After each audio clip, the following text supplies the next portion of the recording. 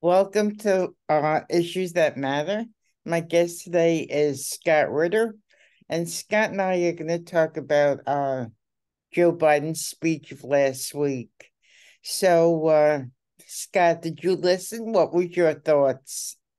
Well, I did listen to it, and of course, I monitored afterwards as the various supporters of Biden came out and told us how great a speech it was, one of the best speeches ever in American history. And to be honest, the only thing I can remember from it is his use of the term inflection point. Other than that, I've forgotten everything in his speech because it doesn't matter. He doesn't matter. America no longer matters. We're irrelevant. He's irrelevant. The world is going to go forward, um, regardless of what Joe Biden said, because we are at an inflection point, and that inflection point is America's. He calls us the indispensable nation. We are the most disposable nation in the world right now. If we disappeared today, the world would be a much better place for it, because we are the root of all the problems that are happening in the world today, whether it be Ukraine or whether it be Israel and Hamas.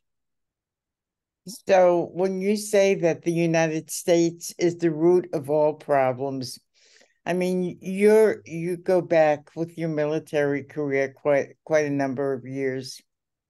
Thank you. When you That's a first polite way of calling me old. I appreciate it. Hey, I'm up there too. When you first joined the military, was it as bad then as it is now? And what do you see as the differences?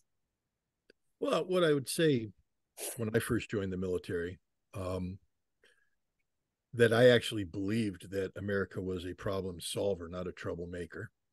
So when I was joining the military, it was to join to defend America. That was a force of good in the world. Now I know there's a lot of people out there right now who will say, Scott, that never.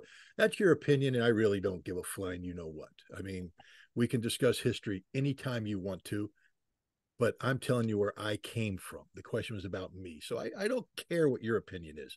I believed America was a force of good, and I had traveled the world extensively, and I saw America as a force of good. We had a lot of problems. My father fought in Vietnam. We took in a Vietnamese refugee family right after the fall of Saigon. If you don't think I know what Vietnam was, then go smoke dope, hide in a corner. I don't care. I was, a child of the Cold War. We were on the front lines of the Cold War. I grew up in Turkey. I saw the reality of Turkey.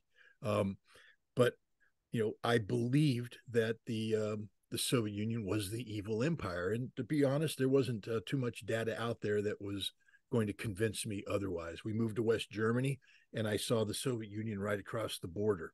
And I viewed them as a clear and present danger. So when I joined the military, it was to join a military service that was there to continue the work we did in the Second World War, of liberating Europe from fascism, of defending a nascent, developing European democracy, and doing the same in the Pacific. And again, there are people out there who are revisionists. They'll come up with their, I don't care. I'm telling you what I believe, what I believed in. And I compare and contrast the America that I believed in with what I see today.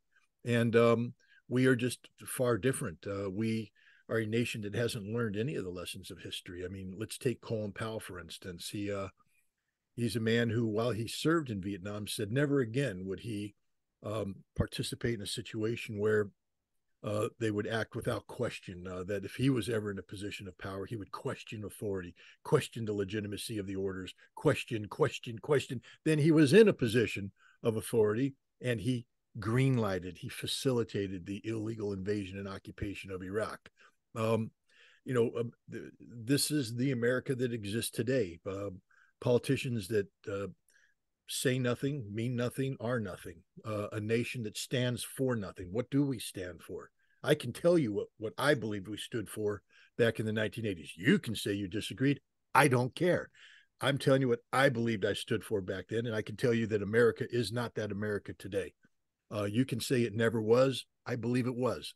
I believe America today has become an irrelevant nation because we stand for nothing. If you're going to sit at a table and say, we are here, we are present, then the people have to look and say, what do you bring to the table? And America brings nothing to the table today but death, destruction, despair, chaos, anarchy, suffering, hypocrisy. That's what we bring to the table today. There's no hope in anything America's doing today. That sounds a little depressing. Well, how depressed do you want to get, Cynthia? You know, in 1977, when my parents moved to West Germany, we were 32 years removed from the end of the Second World War, the defeat of Nazi Germany. I have been to Dachau. I have been to other concentration camps. I have never been to Auschwitz. It was in Poland. Poland was forbidden territory at the time, and I have not had the opportunity to go to Auschwitz. I would like to, but I have seen firsthand the horror and the evil of Nazi Germany. And I'm one of these people that actually believe people when they say never again. Never again would we allow this to happen. I'm somebody who spent a lot of time in Israel working with the Israelis to prevent scenarios that brought harm to the Israeli people. For instance, to prevent Iraq from firing Scud missiles into Israel. And I believe the Israelis, when they said never again, I got out of the car and stood in silence on Holocaust Remembrance Day as they sounded the siren and held my head down to remember. I've been to Yad Vashem, and I've seen the memorial to the Jews that were slaughtered in World War II. And yet today, Israel, a nation whose the people are committing genocide today, their parents were the ones who were the victims of genocide. Israel has learned nothing. No, actually, they've learned a lot. They've learned a lot from their Nazi tormentors because they are their Nazi tormentors. Zionism is the new Nazi ideology. Their covenant from God is the same as the Nazis saying, we are the Superman. We are the Aryan supernation. You are the subhumans. We will subjugate you. And if you don't yield to us, we will put you in camps, kill you, slaughter you. That is what Israel is doing to the Palestinian people. They tell me how I'm supposed to be positive about this. It could stop today. You want to know how, Cynthia? I'll tell you how it could stop today. Joe Biden picks up the phone and tells Benjamin Netanyahu, not one more dollar. You will never see another dollar of American money if you ever drop another bomb. And if you drop 2 bombs, those aircraft carriers out there are going to level your pathetic little country. That's how this could stop right now. But we let Israel run amok because they own our Congress. We watched them buy our Congress for decades. They brag about it. I'm not making this up. This isn't Scott Ritter being anti-Semitic. This is Scott Ritter simply repeating what Benjamin Netanyahu has already said on tape, what other people have said, what AIPAC brags about. They own the Congress of the United States. And if you're an American citizen, you should be insulted by that because Congress is supposed to work for us, the people who vote for them. But really, Congress works for AIPAC and Israel, the people who buy them. That's where we are today, Cynthia. And you want me to be positive about this. Okay, so in this speech, Biden wants to allocate $61 billion for Ukraine, $14 billion for Israel. And his contention is, democracy in those 2 countries. When I see democracy in this country eroding pretty quickly. So how could he talk about 75 billion when democracy is dying in this country? There's homeless, there's people hungry, there's children hungry, but yet 75 billion wants to go overseas. What do you think? Well, I think that the Biden administration has perverted the entire concept of democracy. They don't know what democracy is. I'm not going to get into a conspiracy ridden conversation about January 6th, but I will tell you this. When the Democratic Party brags openly, and they did this in a Time magazine article, about using extra constitutional means to manipulate the election to get Joe Biden, the least qualified man in the history of America, in the office. Now, I know he was running against the second least qualified person in the history of America, Donald Trump. I'm not here to sing Donald Trump's praises. I'm not saying that they stole the election the way Donald Trump says. I'm saying that he perverted democracy because there was a way things were supposed to happen, and the Democrats took advantage of COVID-19, took advantage of the pandemic to manipulate this in a way that was extra constitutional at the least. Some people could make an argument that it was unconstitutional, but he came into power, and then he punishes those who dare challenge this. You don't have to agree with Donald Trump that the election was stolen. You must agree that people should be allowed to make that claim. You don't have to agree. You can disagree with everything I'm saying right now. That's your right. But you can't tell me that I can't say it, that I don't have a right to say it. I have every right to say it. Biden's approach is no, you can't talk about it. Biden's approach is if you do anything that challenges the dictate of the Biden administration, whether it be on elections, whether it be on COVID, whether it be on Ukraine, whether it be on Israel, you are somehow the enemy. Misinformation, disinformation, you must be silenced. He's a joke. His administration's a joke. But the biggest joke of all is the American people that continue to tolerate this man in office. If there was ever time for a revolution, now's the time. And I'm not asking for violent revolution. I'm asking for a revolution of democracy, for people to wake up and say, we will now go to the polls and remove him from power the way the Constitution was designed. The one guy that was trying to challenge him, RFK Jr., the Democrats won't even let him run. That's why he had to move over to be an independent, because they gamed the system. American people, do you understand that?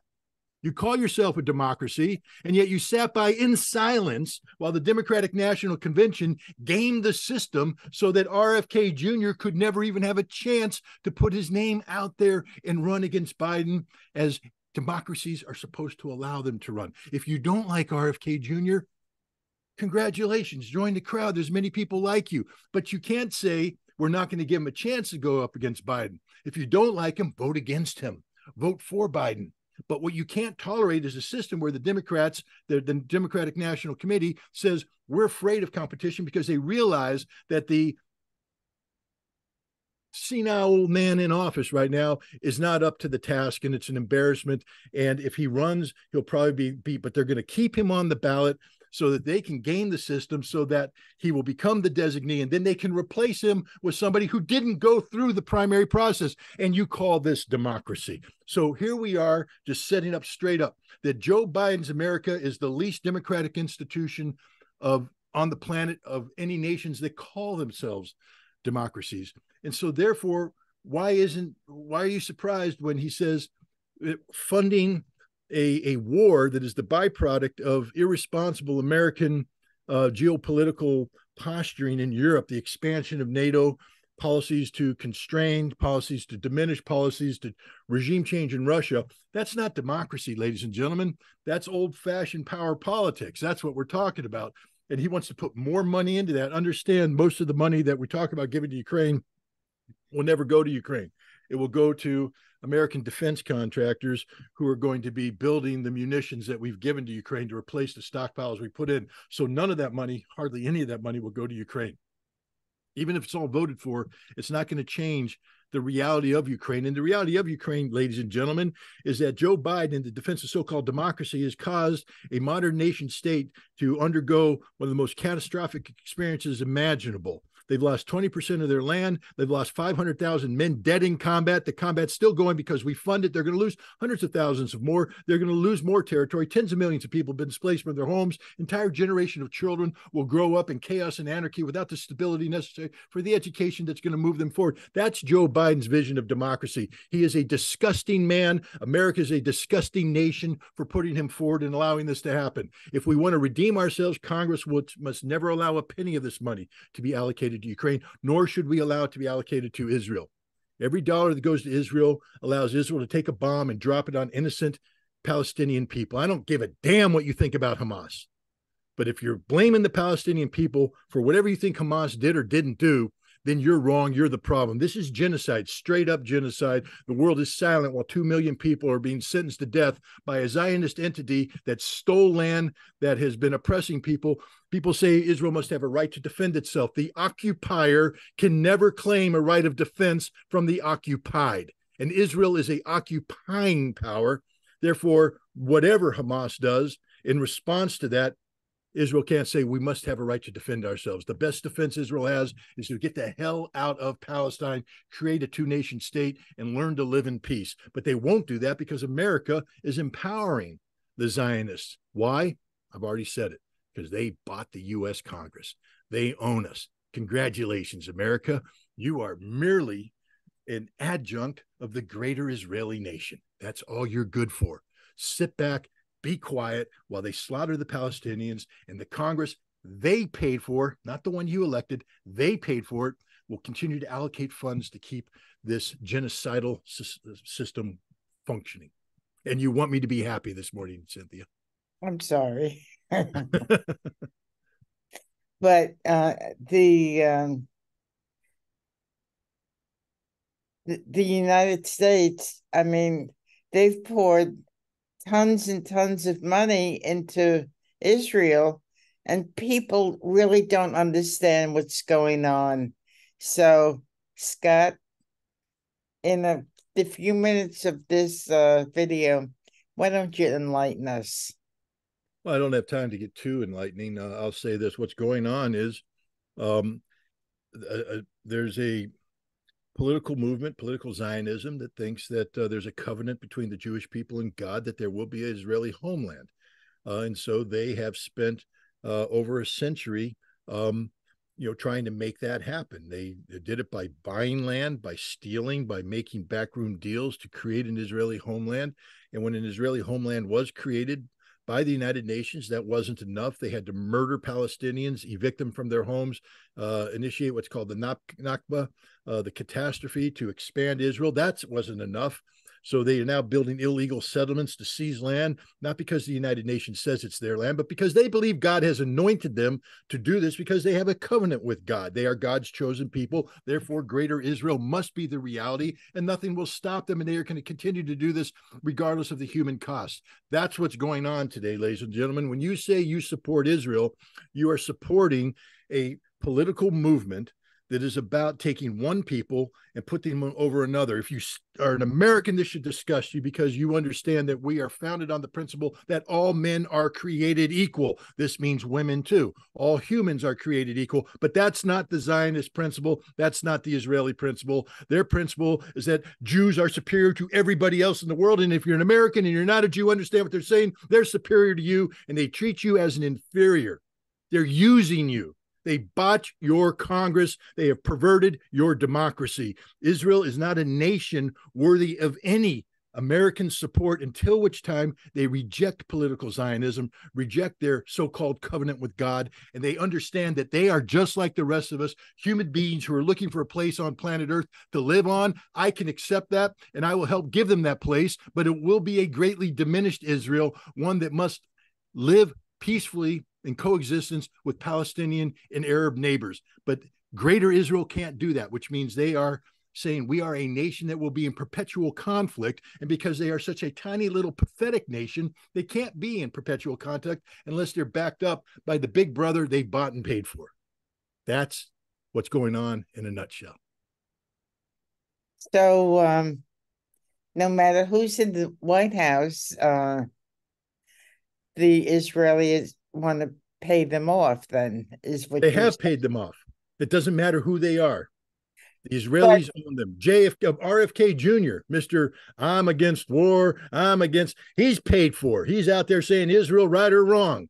Find me a Republican candidate that doesn't say that. Donald Trump, he'll say something, but trust me, when he's in office, they own him. They own everybody because they own the system. They own the establishment.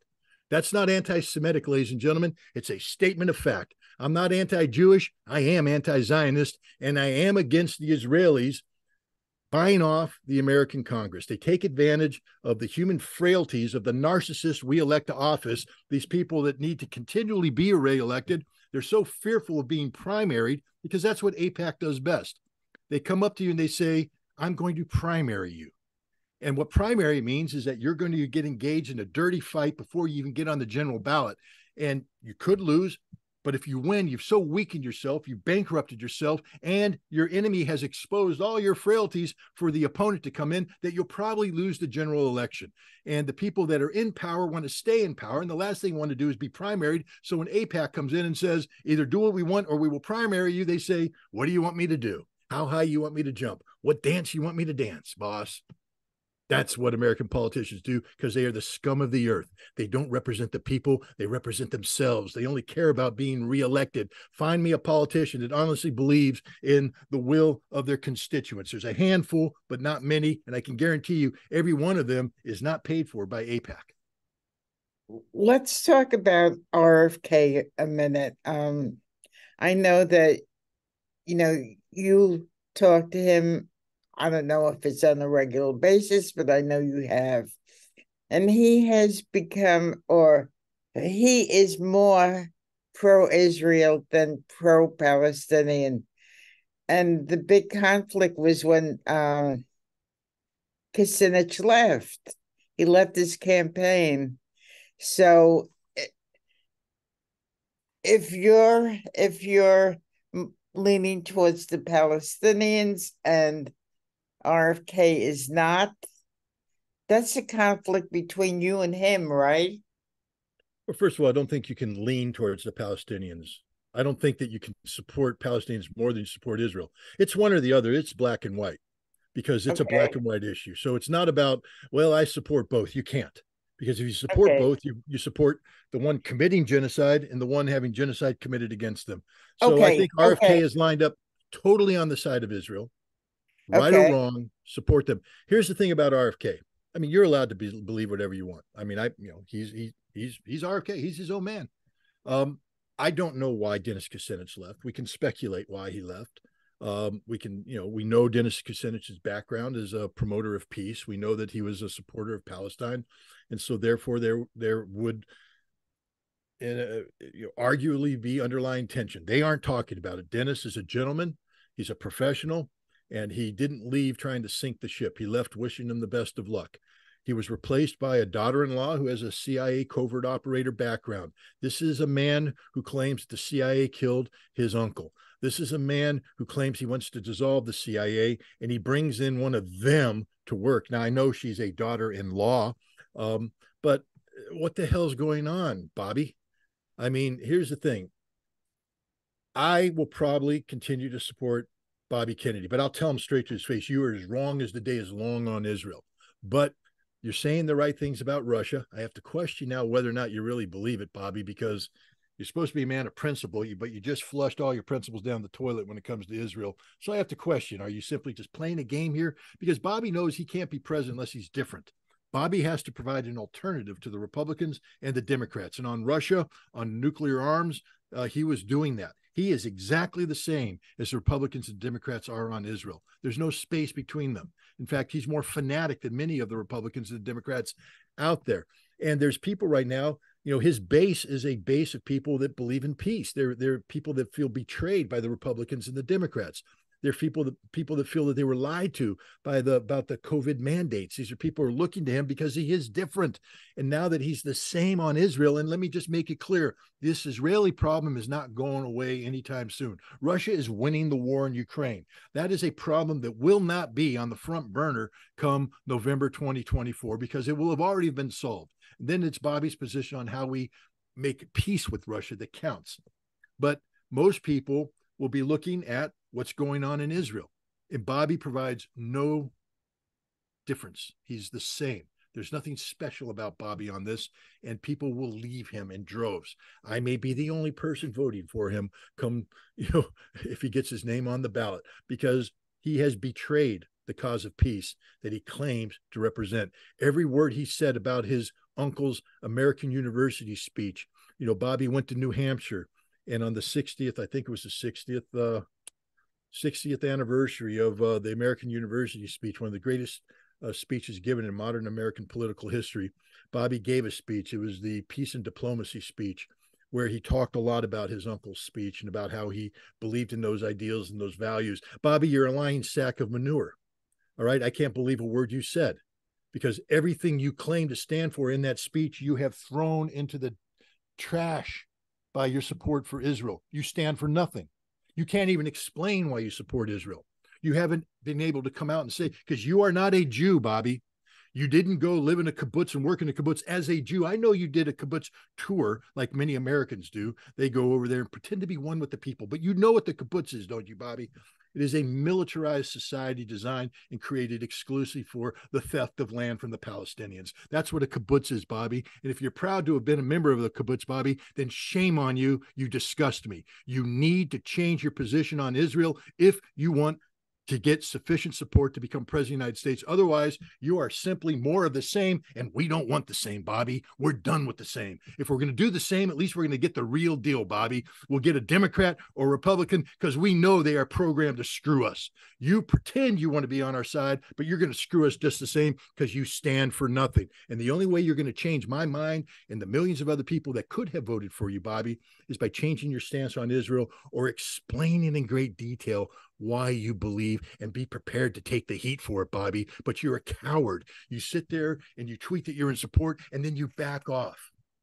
That's what the CIA does, Bobby. Maybe that's why you brought your daughter-in-law in, because this is the kind of secrecy that people wrap themselves in. They aren't honest. You're supposed to be the honest guy, Bobby. You're supposed to lay it all out on the table. Be honest with us. You're one of us, the people. You're not, Bobby. You're part of the establishment because you've taken the establishment position on Israel. I'll vote for you because I believe that nuclear weapons are the greatest threat to mankind, and I believe that you have an honest held position on nuclear weapons. But I can't say you're a good man, and I can't say you stand for things that I believe in, Bobby, because your position on Israel, it's an indefensible position. That's pretty hard hitting, Scott. Really. He deserves straight in the nose. Bobby's nose deserves to be broken. Maybe when the blood flows down his face, he'll realize what a mistake he made. But right now, he's sitting pretty, pretending. He's surrounded by people that Dennis needed to stay, Bobby. Dennis needed to stay for no other reason than to sit there and whisper in your ear like the old slaves used to do to the Romans as they rode into Rome after conquering, saying, "You are just a man. You are just a man." Bobby, you're just a man. You're not perfect. You're not God's gift. You're not the new Kennedy. You're just a man. And Dennis would remind you that on a daily basis, and you fired him and replaced him with a CIA operative who's going to tell you whatever the hell it is you want to be told, Bobby. That's not good. Now, did Kennedy fire him, or did Kucinich leave on his own? As far as you know. As far as I know, this took everybody by surprise, including Dennis. So, oh, wow. But Dennis, let Dennis speak for himself. Like I said, this is reading articles and reading what people said. It doesn't sound like he was brought in and told. It sounded like things were moving in a direction. He thought things were moving in a direction. Suddenly things weren't moving in a direction. And everybody who was involved in things was taken by surprise. So this wasn't something, a natural transition. Hey, Dennis, we've achieved phase one of our campaign objectives. And as I always talked with you, Dennis, as the campaign matures, we're going to have to take a look at how we move forward. And right now, I don't see a position for you moving forward, but you got us to where we are. Thank you very much. But no, you're fired, Dennis. And I think it's probably because Dennis's strong moral character was inconvenient for Bobby, who apparently has no moral character. So Kennedy had leanings towards Israel. Leanings? No. He's in with 2 feet, Cynthia. Don't say leanings. He's in with 2 feet. Okay. He's in with 2 feet. And Dennis Kucinich, when he was running for president, he wanted to create a peace thing in his administration. Yep. So Department of Peace. Yes, Department of Peace. So that they're at odds. So Dennis Kucinich should have known when he first joined the Kennedy campaign that was going to be a problem, but he did anyway, right? What I can say is this. I had a long conversation with Dennis before he joined the Kennedy campaign. The conversation was in February.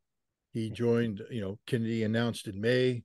And I think Dennis was in conversation with Kennedy prior to that. And we had a long talk about Bobby and why we thought Bobby could be the guy. I think everybody there recognized that his position, which wasn't well articulated, but that he had a sympathy for Israel and that this would be problematic. But it's one thing to say that I have sympathies for Israel. If you had talked to me before October 7th, I would have said I have sympathies for Israel. I sympathize with Israel. I want good things to happen to Israel. But what happened after October 7th, it's this transformation. Prior to October 7th, I blamed Benjamin Netanyahu more than I blamed the state of Israel. I blamed the Likud more than I blamed the state of Israel. Today, I blame the state of Israel because, you know, you learn a lot about people and about institutions when they are subjected to great stress. And what I had hoped to see in Israel were people who mourned over the slaughter of Israelis, innocent Israelis, on October 7th, but who had the courage to ask the question, how did this happen? You know, the people that I support most are the people after 9/11 who didn't say, let's bomb them to the Stone Age, meaning those who perpetrated the attack, but those who said, why did this happen? What's the reason this happened? And what do we need to do to ensure it doesn't happen again? Because revenge is not the answer. If there's anything we've learned from 9/11, is that revenge is not the answer. The revenge we took after 9/11 has given us the world we live in today, and there's nothing good about it. We did not defeat the Taliban. We did not defeat Al Qaeda. We did not defeat ISIS. We, in fact, empowered them. They are globally represented. What we did is weaken us. We weakened ourselves militarily. We weakened ourselves economically, and we weakened ourselves morally, meaning that we no longer have the moral standing in the international community today that we might have enjoyed had we taken a different stance, the stance of a rational thinking nation. Israel is a mirror image of the United States post 9/11 and what they're doing against Gaza and the genocide that they are committing today. But we didn't know that. You wouldn't have known that prior to this happening. So I think there was a lot of people thinking that Bobby's pro-Israeli position could be somewhat could be subjected to moderation, control, etc. You know, his son Connor fought in Ukraine on the side of the Ukrainians, and that colored Bobby's position. But look at what happened. Bobby was able to go through that and assume a proper stance on Ukraine, a fact-based stance that differs from that of his son. But, you know, so that proves that Bobby can be reasoned with and that he can make the right decision. And I think there was a lot of people that hoped that we would be able to do the same thing regarding Israel. But October 7th brought the Israeli issue to a head. And because Bobby doesn't have the ability to question Israel, to challenge Israel, because he's not leaning towards Israel, he's in with 2 feet. Bobby jumped to the I support genocide no matter what camp. And that cannot be supported ever. Dennis didn't know that when he signed on. Nobody could have known that. Oh, okay. How could you have known that Bobby was going to jump into the genocide camp? Because there was no genocide taking place. You knew that Bobby was sympathetic to Israel, but you wanted to hope and pray that you could reason with Bobby so that maybe he could come back and support an Israel that was modeled more on the vision of Yitzhak Rabin than the vision of Benjamin Netanyahu. But it's clear that Bobby will support Israel no matter what. I mean, he has said that he's against Benjamin Netanyahu, that he's against what Benjamin Netanyahu is doing in terms of the perversion of democratic institutions in Israel, the rewriting of basic laws so that the judiciary is no longer a separate but equal branch of the Israeli government, but rather a subservient tool of the Likud party to ensure that no judge will ever be seated that will seek a corruption conviction against Benjamin Netanyahu, because it's all about Bibi. It's all about Bibi. He's changing Israel. He's destroying Israel because he doesn't want to go to jail for the corruption he committed for decades and decades and decades. You know, prior to October 7th, Israelis were in the streets by the hundreds of thousands demanding the Bibi be gone because he's a corrupt fool. He's an evil man. And they knew that. Now, October 7th happened. He now has this government of unity, but it's still a government unity premised on the notion that basic law has been rewritten, that the judiciary responds to the Likud, that the Likud will never allow a judge in who will convict Bibi Netanyahu on conviction charges. That's not democracy, Cynthia. That's not democracy. Wow. So things aren't going to be all roses and butterflies soon. It's going to continue to be like this for a while. So I'm sure we're going to have many conversations. But give us the latest on your endeavors. How's the movie? How's the book? What's going on with you? Well, I mean, this Israeli conflict has, of course, taken a lot of my time and such, but I am committed to this movie. We are continuing to actively fundraise. In fact, if you go to scottritterextra.com, you'll see that we've released when I traveled to Russia, I brought with me a challenge coin that I gave away as a representational gift to people, and it was extraordinarily popular. And I wrote an article about it, and people kept saying, "How can we get that coin?" Well, you can't. Only 200 were made, and I gave them all away. But what we did is we had 300 more made, each one with a unique identifying number, and we're offering it for sale as a means of raising money for the movie. And if we can get the money raised, sooner, then we'll get a trailer out there, and we'll start going to production on the film that has taken shape very well. Malcolm Burns, who's an award-winning music composer and music producer. He's produced just about everybody you know in the music business. He's on board, and he's helping produce an original score with some original music. We're doing some pretty exciting stuff on that front. I don't want to get ahead of myself, but it's pretty cool. And so we're moving forward on that project. I think the Waging Peace project is more important now than ever before. As I said, this Ukraine conflict will come to an end sooner rather than later, and it ain't going to go well for Ukraine, the United States, NATO, etc. There will be a need for Russia and the United States and Europe to make good, to repair the damage, to try and move forward in a constructive manner. But to do that, we need to take a line out of JFK's American University speech, where he said that we must start walking in the shoes of the Russians. We must see life from a Russian perspective. And that's the purpose of the movie, is to take Americans into Russia, show them Russia, have them experience Russia from a Russian perspective, to learn about the Russians, to create the antidote for the Russophobia that has gripped this nation, the irrational hatred for everything Russia, because you've been told to hate Russia, because you don't understand Russia, Russian leadership, Russian history, Russian culture, Russian values. So Waging Peace is about that journey and the purpose of that journey. And ultimately, it's about to save the world for your children. If you have children, if you have grandchildren, if you aspire to have children or grandchildren, understand that these dreams you have of a next generation can end that quick in a thermonuclear conflict that today we're at greater danger of it happening today than at any time, even greater danger than the Cuban Missile Crisis. And the only way we overcome this is to empower the American people not to view Russia as an existential threat, and then transform this new base of knowledge into political momentum that puts into office politicians who will not be driven by a need to confront Russia because they believe the American people share their Russophobia. The American people, once given the antidote, will not be afraid of Russia, and therefore will not tolerate politicians who try to use irrational fear of Russia to put forward policies that the American people don't support. So, yeah, it's a pretty big project. He's got big aspirations, and these things don't fund themselves. So if anybody's out there, you can go to scottritterextra.com.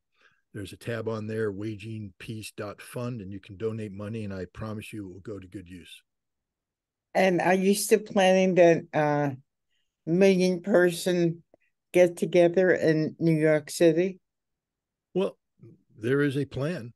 Okay. I haven't given up on that. We'll find out if it doesn't happen. There's a couple reasons why it won't happen. It won't be because I gave up. Okay. It will be because there aren't a million people out there that share my vision. If that's the case, then America gets what it wants. If you want war, you're going to get war, guys. If you want to die in a nuclear holocaust, there's people out there that will facilitate this, and you keep electing them to office. So if you don't care, just keep doing what you're doing. And trust me, things will happen. The world will fall apart, and you'll die. Your grandchildren won't exist. Your children will die, and it's on you. Or you can wake up and say, no, we don't want that to happen. And if that's the case, then there's a 1,000,000-man march that's planned for June of next year, and you're invited to come. And there'll be more information coming out there about it. But I can't, I can lead a horse to water, but I can't make him drink. Right. I'm telling everybody what the hell is going on. But, and let me condemn somebody right now. Christopher Churchill, if you're watching this, you are the scum of the earth. If you are a citizen of Albany, the greater capital district, you need to condemn him. Why? Because he allowed his ignorance and whatever the hell is going through his minds, the minds of his editors, to get in the way of a great project. He has published a couple articles now where he brought up my past, and he belittled what I'm trying to accomplish. He doesn't have the courage to debate me. It's a challenge right now. I put it down there in writing. I'll put it out here right now. Hey, Chris, I'll challenge you and the entire Times Union staff to a debate about Ukraine anytime you want. You can't talk about it, so you went and picked some underqualified academic. Bring him too. Bring anybody you want.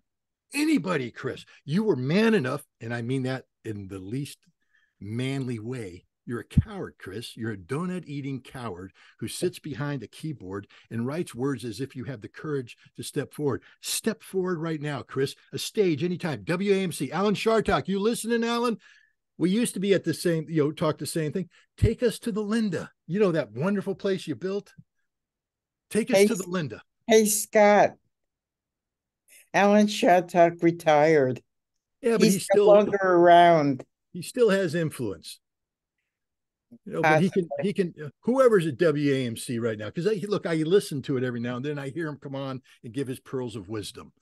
So Alan, if you're listening, when you're not wandering around, call up WAMC, book the Linda, bring Chris, bring me. You can bring all your little wonderful panelists in there, and I will crush you about Russia, about Ukraine, about Israel, about war, about peace. Let's have the discussion we need to have. And if you are so damn confident in your position, let's do it in public for everybody to see, and stop hiding behind fat opinion columnists who don't have the courage of their convictions to admit they don't know anything about the subjects they write about.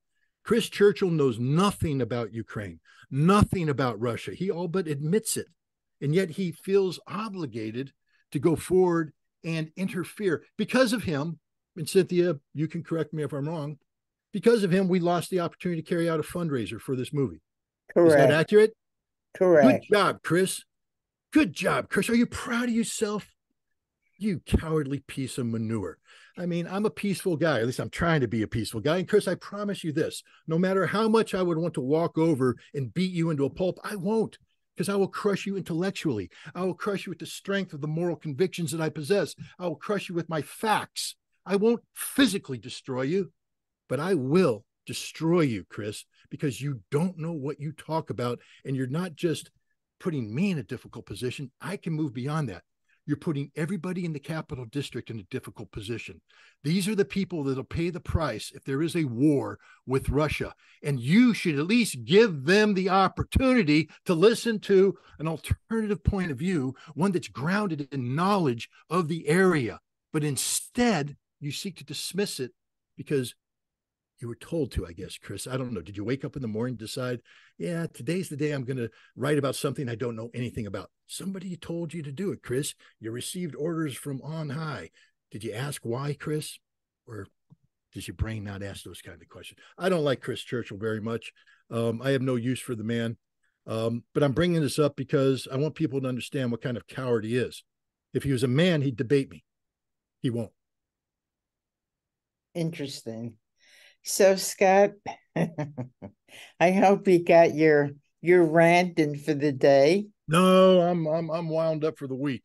Maybe on Friday I'll be but it's Monday and I've been percolating all weekend long. So I'm sure that there'll be many other issues that we can discuss on Issues That Matter. I'm Cynthia Pooler. You've been listening to Scott Ritter. And if you like the show, please subscribe to my YouTube page. Thank you. Have a great day. Thanks, Scott.